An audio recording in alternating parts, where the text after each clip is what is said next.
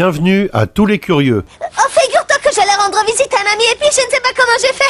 Je me suis perdue.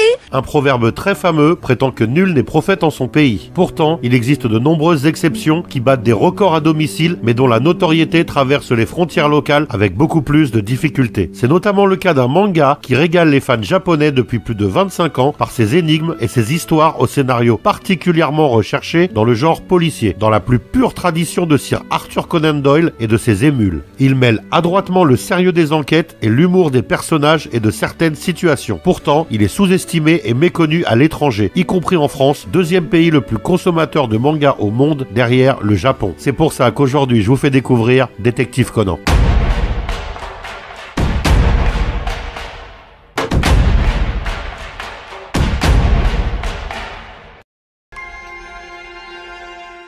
Le manga est un moyen d'expression artistique et narratif ultra populaire et même prépondérant au Japon. Si cette forme d'expression artistique par le dessin caricatural existe depuis plusieurs siècles au pays du soleil levant, le terme manga, qui se compose des signes man se traduisant entre autres par les mots divertissant ou exagéré, et ga, qui signifie dessin, est apparu à la fin du XVIIIe siècle. Mais son essor s'est considérablement accru durant la seconde moitié du XXe siècle, au point d'être devenu le style de littérature le plus consommé au Japon, notamment grâce à ses faibles coûts de production et l'immense variété d'œuvres pouvant convenir à toutes les franges de la population et à tous les goûts possibles. En effet, il y a des mangas centrés sur la cuisine, le sport, la science-fiction, les histoires d'amour, le fantastique, la mythologie et même l'adaptation dans ce format de certaines grandes œuvres occidentales. Il existe aussi des genres spécifiques de manga selon l'âge et le sexe des lecteurs. Le genre le plus prisé et le plus populaire au Japon étant le shonen, celui qui vise un public de jeunes garçons et qui se divise lui-même en de nombreux sous-genres, comme le neketsu, un voyage initiatique reprenant le schéma de Joseph Campbell, ou le mecha, récit de SF centré sur des combats de robots géants. Sa popularité s'explique aussi par sa relative facilité de lecture, toujours de droite à gauche, car une planche de manga ne se compose que de 3 à 6 cases. Le dessin est également très dynamique et se rapproche fortement d'un storyboard de cinéma très élaboré. Les décors peuvent parfois être simplistes, voire absents, et le rythme du récit est très élevé avec une quinzaine de planches par chapitre et 6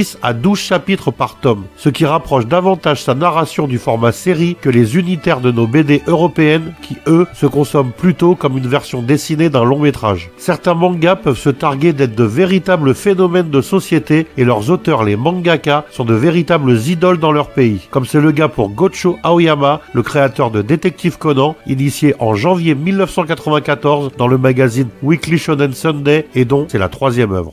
Viens mon petit, entre, il n'a pas l'air de faire très chaud dehors. Merci, c'est très gentil.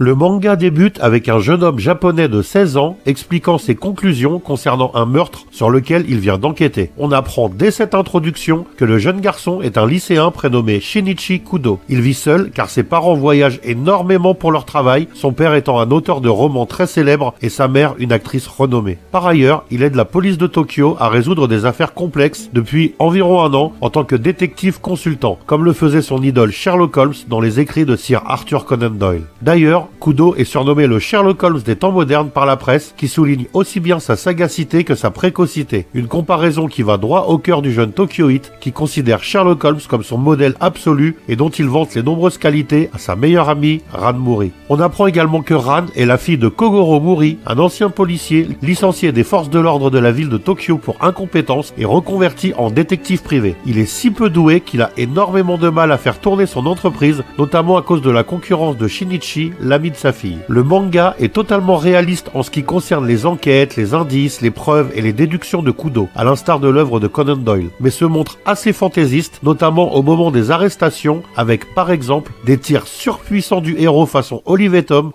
C'est un véritable boulet de canon!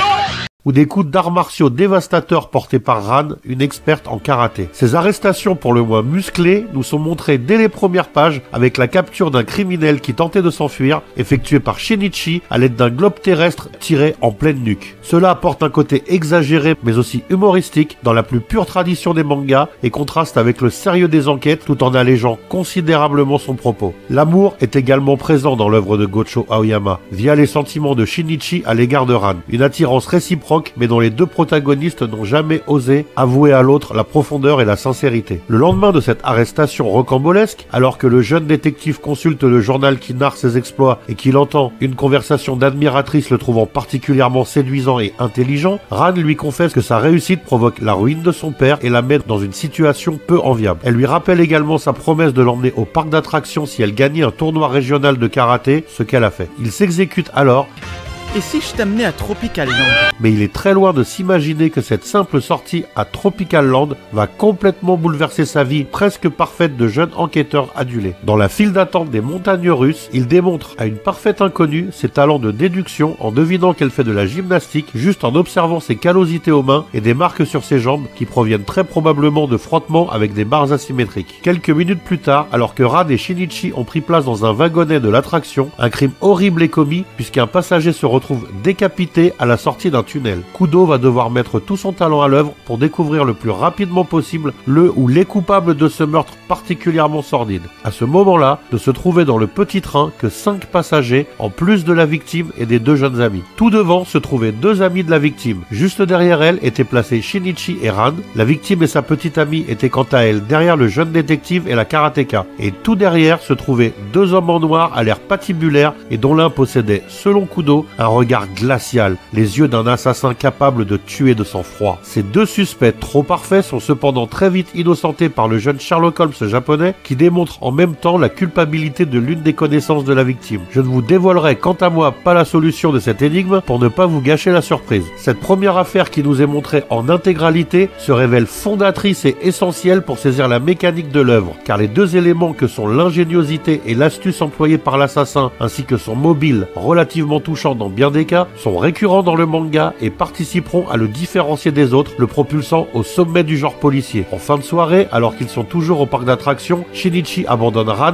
pour prendre en filature un des 2 hommes en noir car il trouve que ce dernier agit de manière suspecte. Derrière une attraction, il surprend une conversation louche entre l'homme en costume et ce qui a l'air d'être la victime d'un odieux chantage. Malheureusement, il se fait assommer par l'autre homme, celui au regard glacial. Ce dernier préfère cependant éviter de tuer le jeune homme avec son revolver, la police étant particulièrement nombreuse sur les lieux. Il décide donc d'employer un poison expérimental indétectable dont le lycéen sera la première victime. Shinichi Kudo se fait réveiller par un policier et découvre avec effroi qu'il a à présent l'apparence d'un enfant de 7 ans. À cause du poison, le détective a donc rajeuni de 10 ans. Il a en revanche gardé toute sa sagacité et son esprit de déduction supérieur. Et c'est justement ce contraste particulièrement savoureux entre le physique enfantin du héros et son cerveau déjà mature pour un adolescent de 17 ans qui fait toute l'originalité du manga et le rend tout simplement remarquable. Pour vous en convaincre, imaginez juste que Sherlock Holmes vit au Japon à notre époque et qu'il est coincé dans le corps d'un enfant qui va au CP ou au CE1. La réussite et le succès sur papier sont si importants au Japon qu'une adaptation en dessin animé voit le jour seulement 2 ans après le lancement du manga. La série animée est produite par TMS Entertainment, une filiale de Sega Holdings, résultante de la fusion de Kyokushi, une entreprise de salles d'arcade, et de Tokyo Movie Shinsha, un studio d'animation fondé en 1964 et responsable des séries Astro le Petit Robot, Rémi sans famille, Lady Oscar, Cobra et Ulysse 31 en coproduction avec les Français de Dick, la société de Jean Chalopin. Ce chapitre introductif du manga pose idéalement les bases de la série et sera adapté presque à l'identique pour l'épisode pilote de l'animé, reprenant même son cliffhanger, à savoir le réveil de Shinichi en enfant de 7 ans. Le second épisode suit quant à lui le même schéma en reprenant fidèlement le chapitre 2 du manga qui narre la manière dont l'adolescent s'adapte à son tout nouveau corps, mais aussi les circonstances qui vont l'amener à se façonner une nouvelle identité pour donner le change. Il se rend tout d'abord chez lui et tombe sur son voisin, le docteur Agaza, un vieux scientifique, voisin et ami de longue date de sa famille. Il lui révèle son identité, mais le docteur est incrédule. Heureusement, grâce à son pouvoir de déduction parfaitement intact, il réussit à lui prouver ses dires. Dès cet instant, le docteur deviendra son complice afin de l'aider à se forger une nouvelle identité et lui créer de nombreux gadgets iconiques afin de l'aider dans cette tâche. Il lui conseille également de ne révéler à personne qui il est, y compris Ran, à son grand désarroi, afin d'éviter que les hommes en noir ne découvrent qu'il est toujours vivant et s'en prennent à nouveau à lui ou même à ses proches. Pour commencer, Shinichi récupère les vêtements qu'il mettait quand il était à l'école primaire et s'empare d'une paire de lunettes appartenant à son père pour parfaire l'illusion. Mais tout cela ne suffit pas. Il lui faut également un nom et une histoire crédible. C'est d'autant plus urgent que son amie débarque chez lui car elle s'inquiète fortement de sa disparition. Elle tombe alors sur le vieux voisin et sur un enfant qu'elle ne connaît pas. Pressé de révéler son identité, Shinichi panique un peu et se retrouve à court d'idées. Cependant, il aperçoit dans l'immense bibliothèque remplie de romans policiers 2 anthologies qui vont lui fournir son nouveau patronyme. Une signée du maître Arthur Conan Doyle et l'autre signée Rampo Edogawa, un des principaux fondateurs de la littérature japonaise. À partir de cet instant, cet enfant se nommera donc Conan Edogawa, d'où le titre du manga Détective Conan. Le docteur Agaza dit à Ran que le petit garçon est son neveu et que ses parents ont eu un accident. Hélas, ne sachant s'y prendre avec les enfants, il demande à la jeune femme si sa famille voudrait bien l'héberger le temps que ses parents sortent de l'hôpital.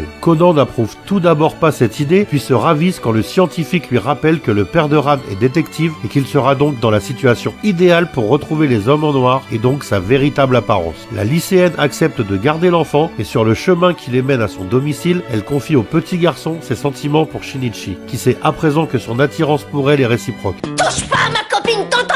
Hein? Mais qu'est-ce qui te prend, Conan? Le trio sera confronté à de nombreuses enquêtes, toutes résolues par le petit Conan. Cependant, il agira dans l'ombre, préférant laisser le bénéfice de ses succès à Kogoro Mori. Ce dernier voyant sa piètre réputation de détective s'inverser totalement au point d'être devenu une star incontournable. La série animée se compose à 50% d'épisodes adaptés directement du manga. Ces derniers sont hélas présentés dans le désordre par rapport au support d'origine. Les autres épisodes sont des fillers, c'est-à-dire des enquêtes 100% inédites, spécialement inventées par les créateurs de l'animé. Le manga compte à ce jour, en 2023, plus de 100 tomes composés d'une dizaine de chapitres chacun. Ils sont baptisés dossiers et comportent 15 à 20 pages en moyenne. L'animé comporte quant à lui plus de 1000 épisodes de 20 minutes répartis sur 27 saisons d'une quarantaine d'épisodes chacune. Il existe également 12 OAV, c'est-à-dire des épisodes prévus spécialement pour la vidéo, et 25 films de cinéma prolongeant les aventures du petit détective. Au Japon, le succès est phénoménal, au point notamment que le 22e film Détective Conan qui sortait sur les écrans à ce moment-là a fait 2 fois plus d'entrées cinéma que l'énorme blockbuster de Marvel Avengers Infinity Wars. Et ce n'est qu'un exemple parmi tant d'autres. À ce jour, il s'est vendu plus de 240 millions d'exemplaires du manga, soit presque autant que Dragon Ball et 20 millions de plus que Naruto. En France, il s'est écoulé 25 millions d'exemplaires de Naruto, ce qui le place en 4e position des mangas les plus populaires dans notre pays, alors que Détective Conan n'entre même pas dans le top 10. Ce qui démontre de manière très éloquente son manque de visibilité et de popularité, selon moi très injuste, dans notre pays. Voilà, vous en savez à présent un peu plus sur Détective Conan. À cet instant, je ne sais pas pourquoi, mais j'ai eu l'impression que c'était la dernière fois que je le voyais. N'hésitez pas à liker si vous avez aimé, à laisser des commentaires et à vous abonner pour soutenir la chaîne. À bientôt pour une nouvelle découverte, soyez curieux.